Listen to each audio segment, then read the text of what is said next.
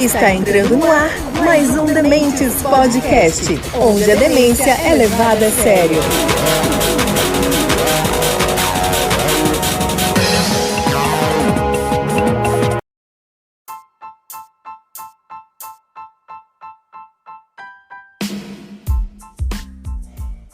Fala galera, tudo bom com vocês? Tá começando mais um Demente Podcast, onde a demência é levada a sério e a minha opinião nem tanto, nunca. Ninguém me leva a sério nesse lugar.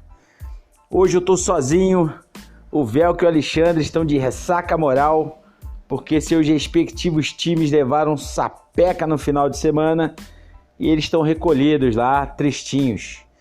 Mas eles são malandros, porque como o Vasco tá ficando grande de novo, eles já estão perdendo antes, para não ter justificativa depois. Galera, hoje a gente vai estrear algo diferente aqui. A gente vai fazer o seguinte, o nome do quadro é Duas Vistas, um Ponto. Em que consiste isso? A gente vai pegar um tema e expõe esse tema para duas pessoas, uma que se identifica com a direita, outra que se identifica com a esquerda. E essas pessoas vão dar sua opinião sobre esse tema, tá? Só que elas não vão saber a opinião uma da outra sobre aquilo, só vão ter contato agora com esse episódio no ar, tá certo? A gente contou com a participação da Ana. Oi, e aí, tudo bem, pessoal? Aqui é a Ana e vou estar respondendo umas perguntinhas aí para vocês. E com a participação da Luísa. Olá, meu nome é Luísa. E uma coisa legal que vai rolar aqui é o seguinte, de cara você não vai saber qual que é o viés de cada um, tá? Elas vão falar normalmente. No final do episódio que elas vão se identificar para você, tá? Vão passar toda a capivara, vamos colocar assim, né? E aí a ideia aqui é que as ideias foi excelente, né? Eu me supero nessas coisas. Eu sou bom nisso, eu deveria trabalhar mais nisso, de ficar falando essas idiotices. O propósito da gente aqui... Ficou melhor! O propósito da gente é esse, que as ideias, elas se confrontem, não as pessoas, tá? Talvez se a gente colocasse o tema em debate, as coisas poderiam se acalorar, e aqui são as ideias. Então o ouvinte, ele vai ter contato com a ideia de cada uma, e a partir daí ele tira suas próprias conclusões. Vocês vão se surpreender com muita coisa, tá? Tem assuntos que eu não tenho, que eu puxei hoje aqui, com a Ana e com a Luísa, que eu não tenho uma opinião formada, eu continuo sem ter essa opinião formada, eu acho isso legal, sabe? Eu ouvi os dois lados sobre um determinado assunto, e eu continuei sem opinião formada, né? Por conta do ponto que as duas trouxeram. Eu acho isso legal. Vai ter muito posicionamento que você vai se surpreender, tá? Você vai se surpreender, tá? Por isso que a gente fez esse negócio de pegar as pessoas não se identificarem, para você não estar com o seu ouvido, como direi, você não está com o seu ouvido maculado pro outro lado. Por exemplo, se de cara alguém se identifica como de direita ou de esquerda, você já poderia vir já torcendo o nariz para aquela pessoa vai falar, antes mesmo de ouvi-la falar, tá? Então, galera, esse episódio vai ficar disponível no Spotify, Google Podcast, no Anchor, no Deezer, no Amazon Music e também no YouTube, tá? Siga nossa página no Instagram, por favor. Se inscreva no nosso canal do YouTube, curtam nossos vídeos, compartilhem também até os áudios também, tá? Se você achar interessante, passar isso para alguém, nem que seja para a pessoa falar mal da gente, passa, entendeu? O objetivo da gente aqui é isso, é fomentar debate, tá? Conversas, diálogos, tá? Vamos dar uma sacada aí, quando acabar as respostas eu volto, beleza? Fui! No mês passado se celebrou o Dia Internacional das Mulheres. E no Brasil, cerca de 52% da população é formada por mulheres. No entanto, a gente não vê esses números se refletirem na política. As mulheres compõem a minoria em qualquer casa legislativa. O mesmo ocorre com o número de ministros. e também em cargos de executivo, tanto estaduais quanto municipais. Lembrando que em toda a história só tivemos uma mulher eleita presidente da República. Daí eu pergunto, a que você atribui essa falta de representação? E qual a importância do Dia Internacional das Mulheres para você? A baixa participação de mulheres na política tem dois grandes motivos. Eu acredito que o principal deles seja principalmente a falta de interesse mesmo, né? Assim, de interesse por parte das mulheres de participar e se engajar mais ativamente na política, de forma mais objetiva, né? A gente tem algumas mulheres nos cenários tanto nacionais, estaduais e municipais que se interessaram e saíram candidatas, eleitas. Claro que uma quantidade muito menor, mas também num interesse, acredito que proporcionalmente menor. E o segundo é a falta de sensação de que a política faz alguma diferença, né? Acho que isso como causa da primeira, na verdade. O nome disso, na verdade, é anomia. É uma sensação de que não importa o que eu faça, em quem a gente vote, quem seja eleito, não vai mudar nada mesmo. Então, que diferença faz? E é um sentimento muito comum hoje na maior parte dos brasileiros, nas mulheres inclusive. E mulheres não são muito, de maneira geral, dadas a ficar gastando tempo com besteira. Então, se eu sinto que não faz a menor diferença, por que que eu vou me engajar numa coisa que não faz diferença, que não vai mudar nada, que não vai mudar nada na minha vida, nem na dos outros, nem na de ninguém? Não que seja o caso, obviamente, mas eu acredito que essa seja a sensação geral e que por isso existe um baixo interesse real em participar. Tem sim baixo financiamento para mulheres e tudo, mas eu acredito que muito disso é causa e consequência, consequência mais do que causa, no caso. A falta de representatividade da mulher em todas as esferas de poder, né? Isso é um reflexo da cultura machista e patriarcal que a gente tem, né? Que existe, que está dada socialmente, né? É uma maneira que historicamente os homens, enquanto um grupo coletivo, encontrou de dominar as mulheres e impedir com que as mulheres tenham capacidade de deliberar, de decidir sobre seus próprios corpos, decidir sobre quem vai representar politicamente, ocupar a esfera pública, né? A mulher, historicamente, na sociedade burguesa, ela está restrita à esfera doméstica, né? A esfera privada, dentro de casa, cuidando dos filhos, limpando a casa, enfim.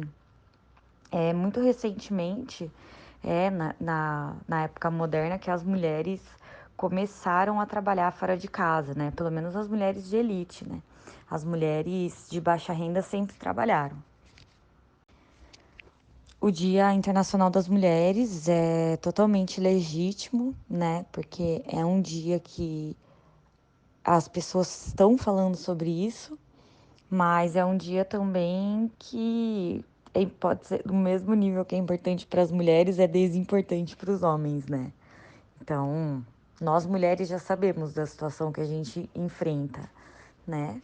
Os homens também sabem, né? Mas os homens se beneficiam dessa situação. Vamos falar um pouco de um assunto meio controverso agora. Feminismo. Quem apoia exalta todas as conquistas que diversos movimentos conseguiram nos últimos 100 anos. Quem é contrário geralmente faz uma analogia dizendo que a máquina de lavar roupa fez mais pela mulher do que o feminismo. Daí eu pergunto, o que significa feminismo para você? Qual o papel que ele exerce no momento? E quais são as próximas conquistas? Mas você também quer quebrar minhas pernas com esses assuntos, hein? Feminismo. Primeira coisa, na verdade, existe um franco desconhecimento do que é o movimento, né? Feminismo é um jargão, na verdade, é uma palavra que hoje já está esvaziada de todo e qualquer sentido. Muita gente se diz, eu sou feminista, mas eu não sou feminista porque, e nem ao menos sabe nem o que foi o movimento, o que é o movimento, o que se tornou o movimento, não conhece nenhuma das ondas do feminismo, não conhece nada, na real, sobre o assunto. E a maior parte das pessoas que menos conhecem sobre o feminismo são justamente as feministas, as que se dizem feministas. O movimento do feminismo está muito associado a algumas conquistas que não são conquistas reais para as mulheres reais, são conquistas individuais para um grupo específico de mulheres, né? São conquistas muito mais ideológicas do que coisas que efetivamente vão mudar a vida real da Dona Maria, que mora ali no 102, sabe? As conquistas que mudaram a vida da Dona Maria, a grande maioria delas teve pouca ou nenhuma participação dos movimentos feministas e muitas delas foram conquistas, inclusive, de homens. Então, é isso aí. Complexo. Acho que falar que a máquina de lavar faz mais pelas mulheres do que o feminismo, talvez seja muito gentil com o feminismo em alguns aspectos. Principalmente porque os movimentos, algumas das aspas conquistas do movimento feminista, na verdade, serviram muito mais para aprisionar as mulheres do que para libertá-las de qualquer coisa, né? Hoje em dia existe uma prisão das mulheres em alguns setores, assim, em algumas expectativas, né? Então o pessoal reclama da jornada dupla da mulher que é mãe. Isso foi uma conquista do feminismo, na verdade, né? Uma excelente conquista. Reclamam da mulher que quer ficar em casa, que quer parar de trabalhar e ficar em casa, cuidar dos filhos, como se isso fosse uma ofensa, uma afronta, um disparate, onde já se viu aquela mulher. Cara, é a vida dela, né? A gente parte do pressuposto de que existe algum grau de liberdade. Mas eu mesma já sofri algumas vezes preconceito por parte das feministas, das que se dizem feministas, por ter priorizado outras coisas na minha vida, né?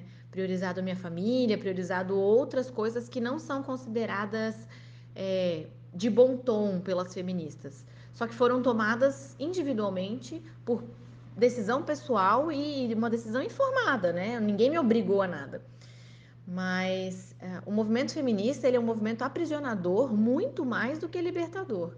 Eu acho que se algum dia a gente tiver maturidade real para conversar sobre isso, o movimento feminista perderia muitas adeptas, assim, que se dizem, né, adeptas, porque eu acho que você se dizer adepto a um negócio que você não conhece, né, é estranho, é estranho.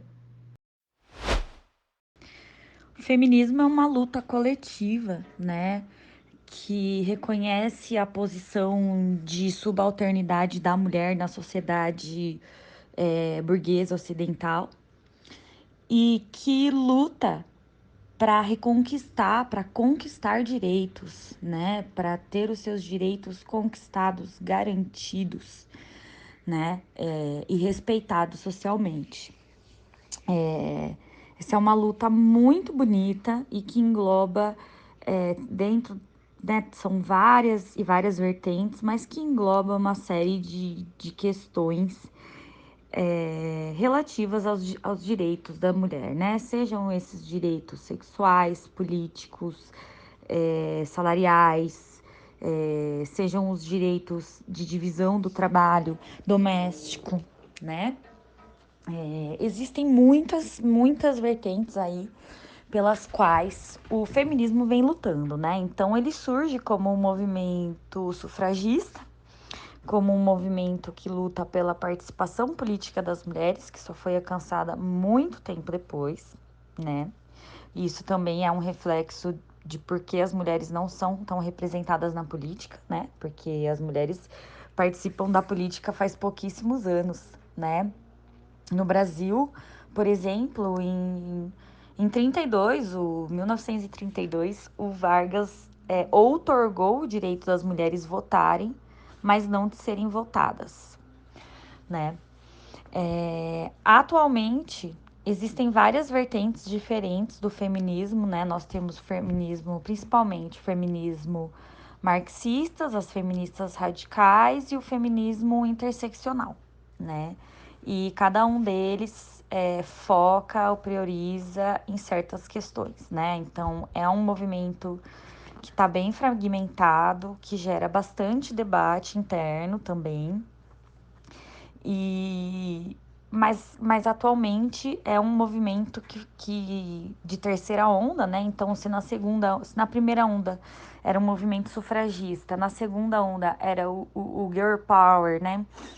Todas somos iguais, o pessoal é político. Hoje em dia, não somos todas iguais. Somos mulheres plurais e mulheres diferentes, com questões diferentes, né? E com outros aspectos que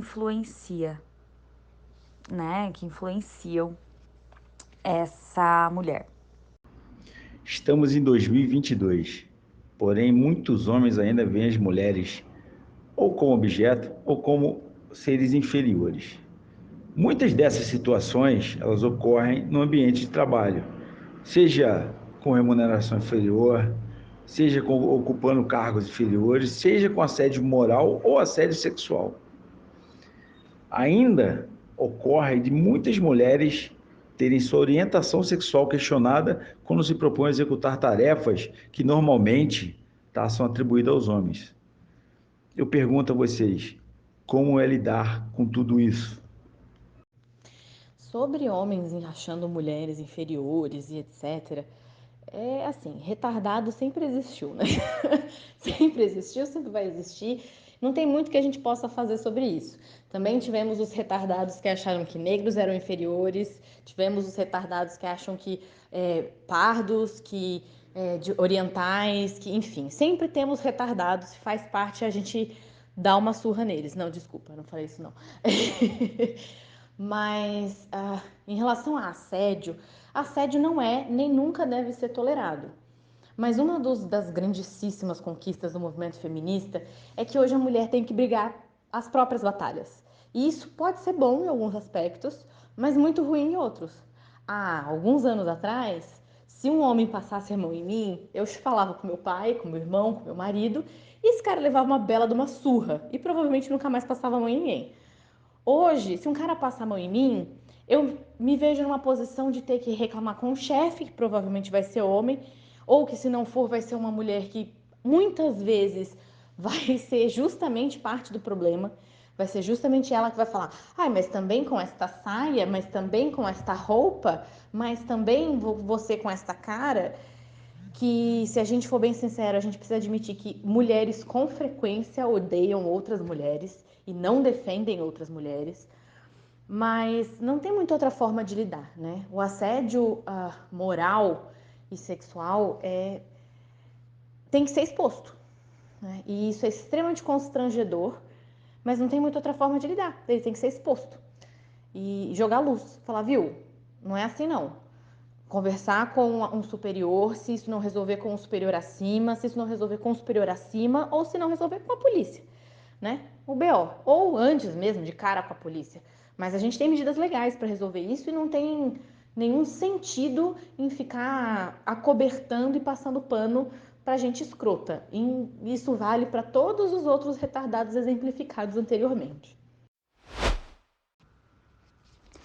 É horrível lidar com tudo isso, porque antes das pessoas, dos homens, te verem como pessoa, eles te veem como um órgão sexual, né? Então, basicamente, quem você é, os seus sonhos, os seus sentimentos, a sua capacidade, a sua educação, a sua profissão, tudo que você faz, isso tá em segundo lugar, né? A gente é reduzida a um pedaço de carne, a gente é reduzida a um objeto, né? E até tem essa questão também, por exemplo, dos homens, né? Que os homens se amam, né? Então, os homens se amam entre si.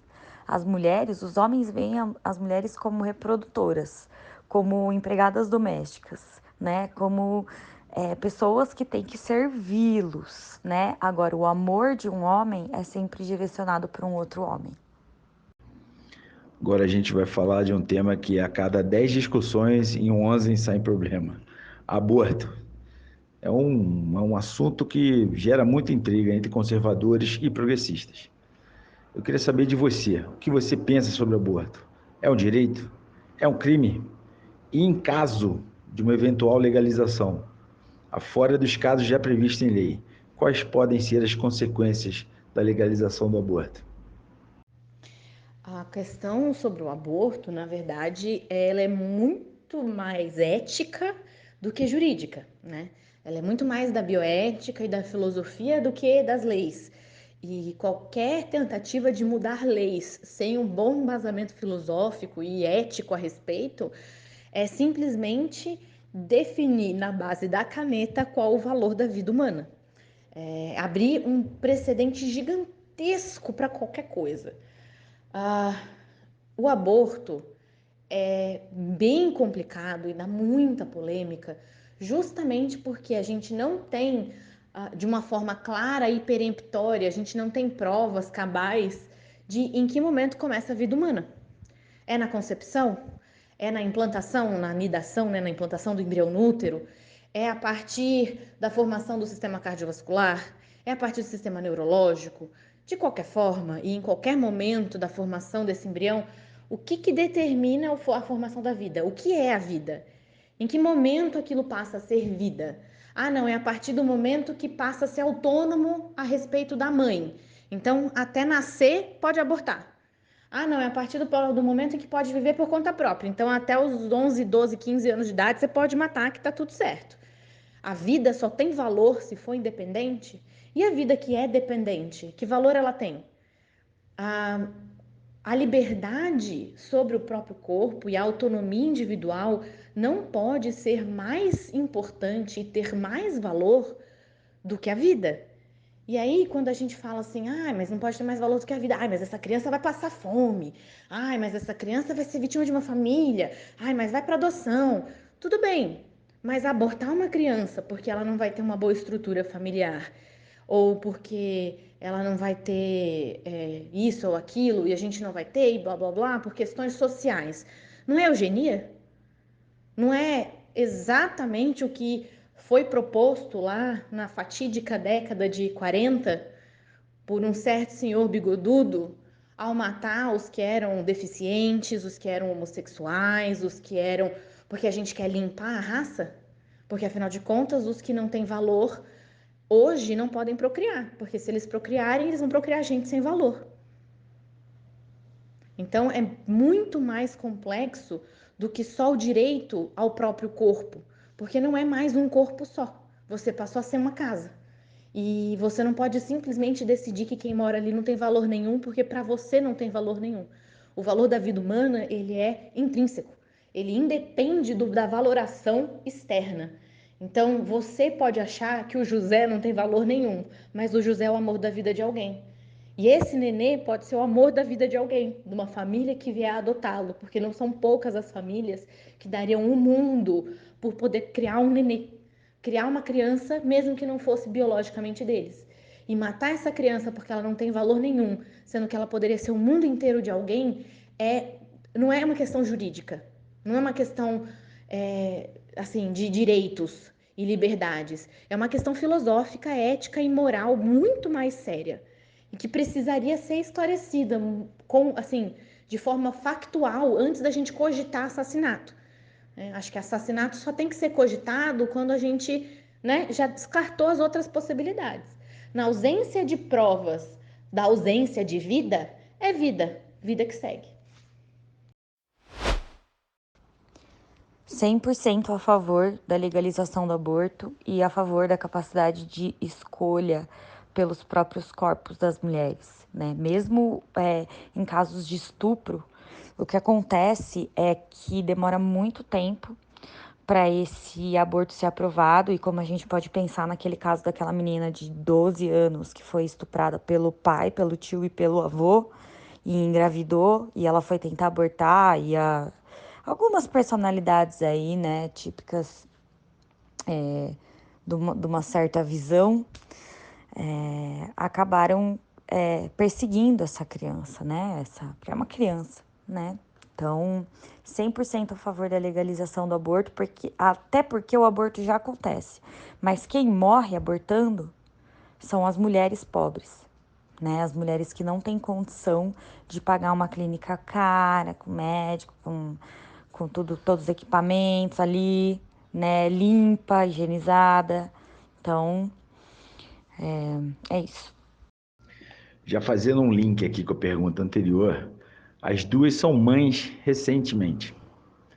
E um assunto que é controverso em relação às crianças se refere à educação sexual.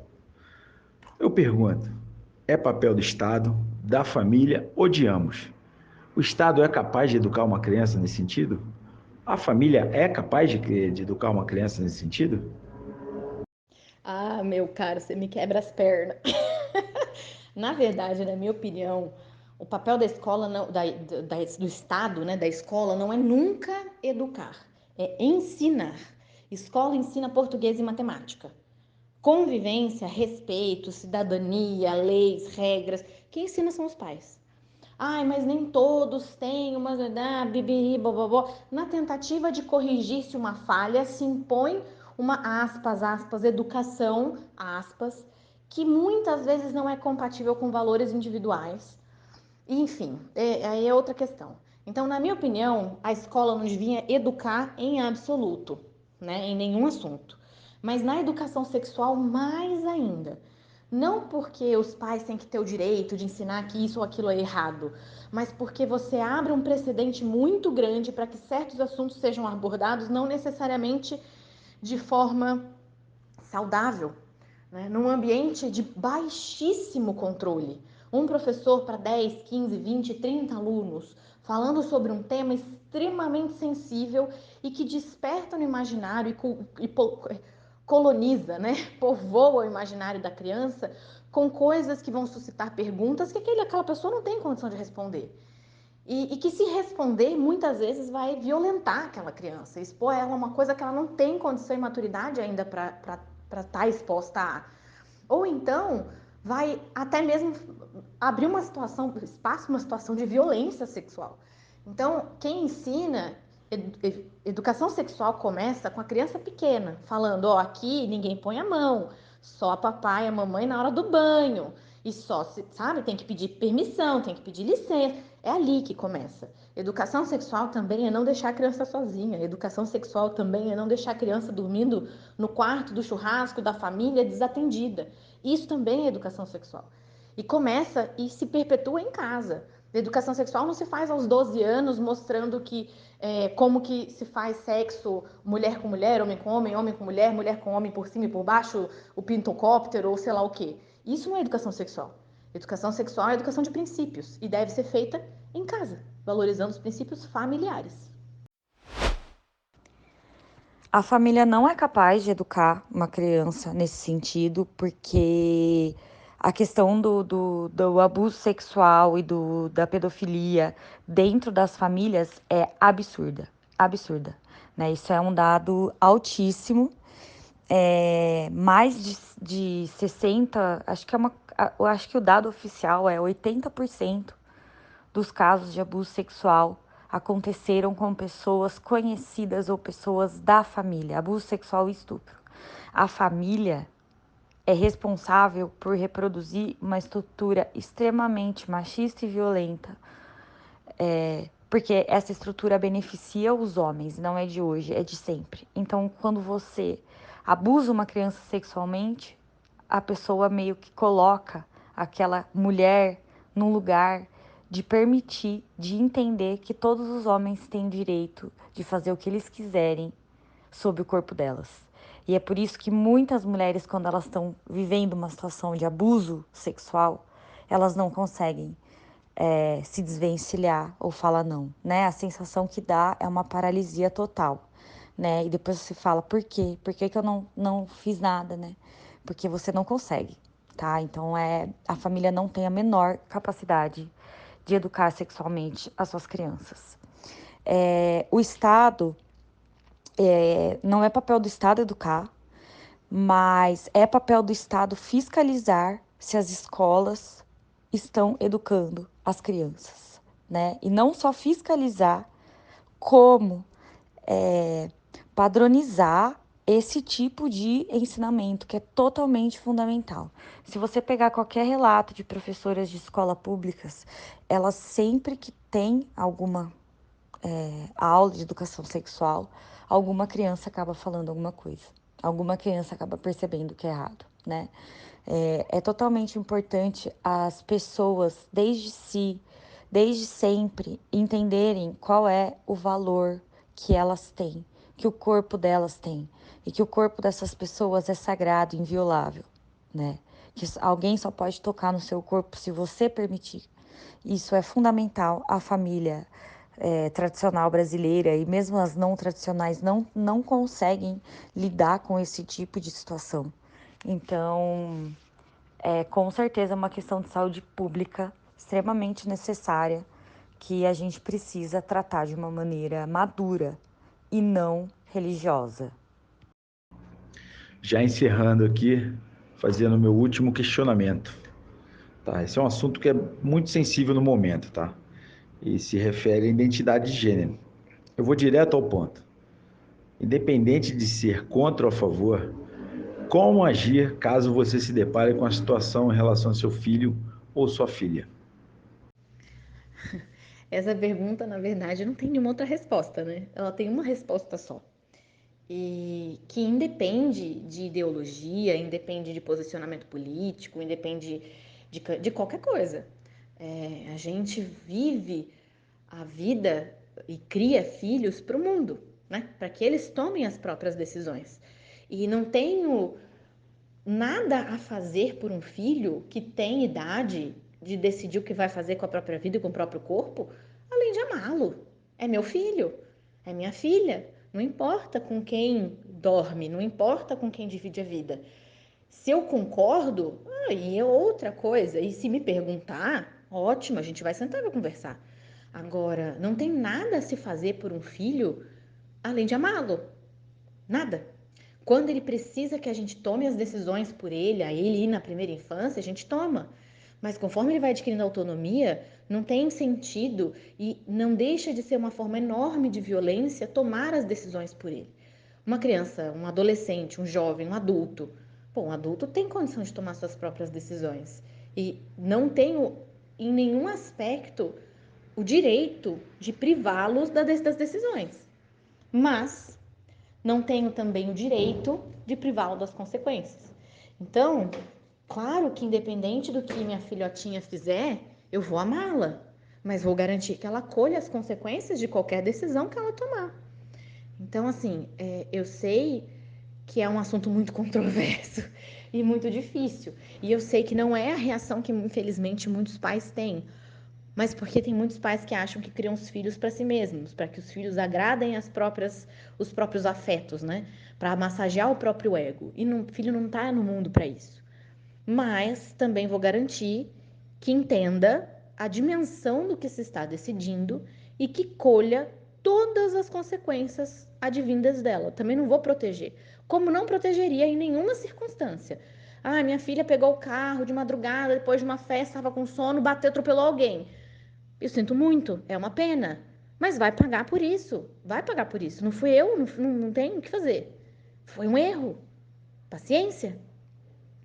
Então, estou dizendo que é um erro? Também não é esse o ponto. É só que não tem nada a se fazer por um filho, em nenhuma circunstância e em nenhum momento, além de amá-lo. E o amor é a única coisa que eu posso dar para uma criança, para um adulto, né, na verdade, para tomar uma decisão dessas, mas para um adulto que divirja da minha opinião. Amor. Vai ser amada infinitamente enquanto eu estiver viva, mesmo que eu não concorde com todas as tuas decisões. Sobre identidade de gênero, meu filho ou minha filha, para mim não faz diferença nenhuma. Isso, além de não dizer respeito a mim, né? Além de não dizer respeito a mim, não é uma escolha minha, é uma escolha, não é nem uma escolha, né? Simplesmente as pessoas são, assim, é uma orientação sexual, uma identidade de gênero. O que a minha filha decidir, isso é sobre ela, isso diz respeito a ela, a autonomia dela, a liberdade sexual dela, a liberdade de sentir prazer, né? Acho que isso daí eu não tenho nem que responder, não tenho nem que opinar, porque não é sobre a minha vida, né? Se eu puder, o que eu puder fazer para apoiar a minha filha a ser a melhor versão que ela pode ser, eu vou fazer.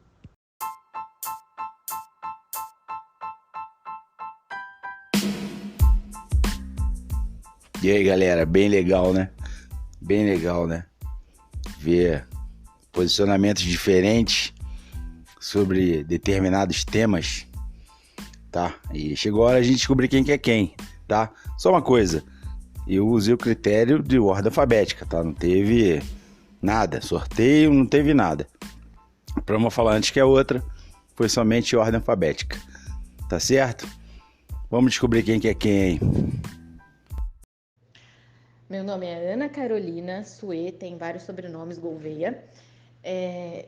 Tenho 29 anos, sou casada com Estevão, mãe da Catarina, de 5 meses. Sou médica, paliativista. E me identifico como cristã. Eu acho que não tem nada nessa vida mais elogioso do que ser identificado como um discípulo do Cristo. Mesmo que você não consiga reconhecê-lo como Cristo, Jesus foi um cara sensacional. E ser parecido com ele é uma coisa assim, é o alvo, né? É esse o objetivo. O cara que amou todo mundo, sentou com todo mundo na mesa e só. E perdoou quem pôde, e quem aceitou, e quem quis, e seguiu em frente, fazendo discípulos. Então, é isso, eu agradeço muito a oportunidade. Peço perdão pelas vezes que eu me exaltei um pouco. Eu juro que eu tentei me controlar. Eu não tô brava, eu falo assim. Quando eu me empolgo de verdade. Mas, e é isso. Um beijão. Bom, eu sou a Luísa, eu tenho 30 anos, eu sou professora, socióloga, mestra em filosofia, sou de esquerda, sou mulher, sou feminista, sou mãe, sou militante dos direitos LGBT, sou anarquista, me considero uma pessoa mais anarquista no ponto de vista da esquerda, sim, né? Mas gosto muito de teoria marxista também. Então, teoricamente, me identifico mais com o marxismo, mas na vida, na prática, enfim, me identifico como anarquista. Mas eu tenho um iPhone. Então é isso aí, galera. A gente encerra aqui mais um Dementes Podcast. Espero que vocês tenham gostado. A gente vai voltar a fazer isso mais vezes, tá? Já tem um em andamento aí, que são com 2 caras. A gente colocou 2 mulheres aqui e, obviamente, a gente vai tratar de assuntos diferentes.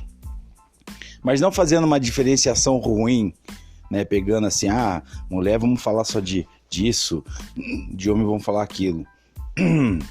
Desculpa. A questão é que tem assuntos que são muito específicos para mulheres, tá? E a gente, de repente, colocar um cara para falar é aquela velha história de não ter lugar de fala, né? Então tem assuntos que são específicos para as mulheres falarem. Por isso que a gente fez isso. Tá certo? O episódio vai ficar disponível no Spotify, Google Podcast, no Amazon Music, no Deezer, no YouTube. Siga o nosso canal no Instagram, no Anchor também, não posso esquecer do Anchor. Siga o nosso canal no Instagram, curtam a nossa página no YouTube, se inscrevam, né, na nossa página, curtam nossos vídeos, compartilhem, tá certo? Domingo a gente está de volta, fazendo aquele resumo de notícias do nosso jeito, sem jeito. Beleza, galera? Grande abraço. Fui! Dementes Podcast, onde a demência é levada a sério.